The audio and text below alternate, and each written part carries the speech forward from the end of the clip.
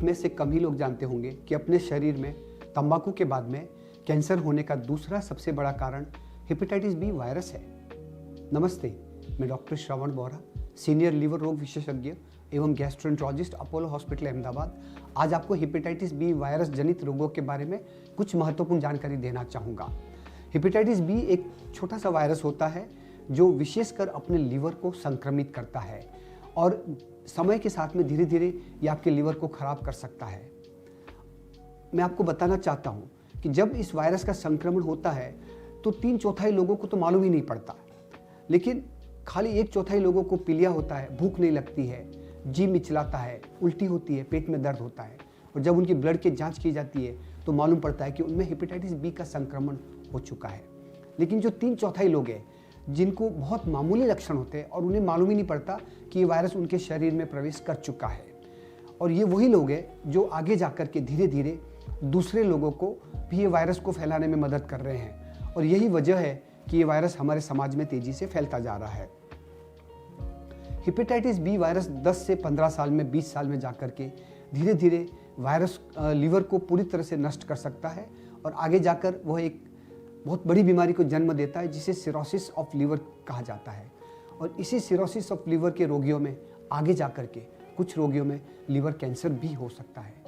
आप जानना चाहेंगे कि कुछ लोगों को हेपेटाइटिस बी वायरस का संक्रमण होता क्यों है।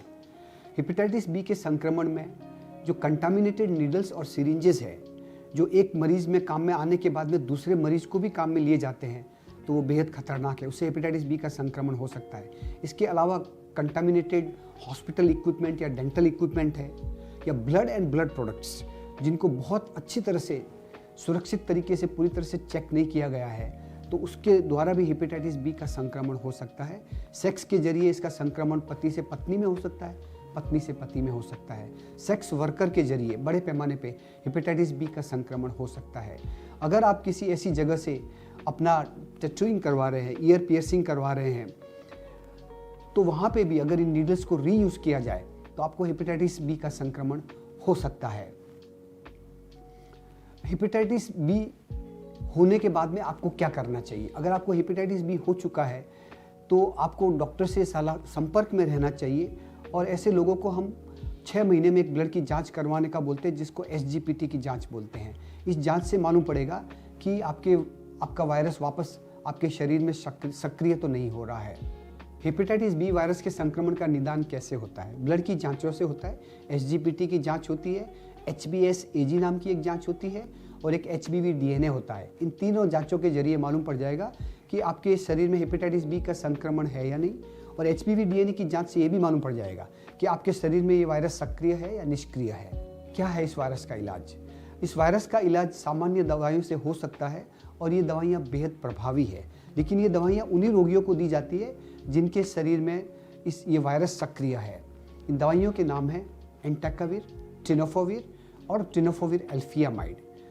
इन दवाइयों का कोर्स कई सालों तक चलता है और कभी कभी इसको जीवन पर्यंत भी लेना पड़ सकता है, लेकिन ये दवाई लेने से वायरस को हम पूरी तरह से नष्ट कर सकते हैं और भविष्य में होने वाले लीवर डैमेज को पूरी तरह से रोका जा सकता है।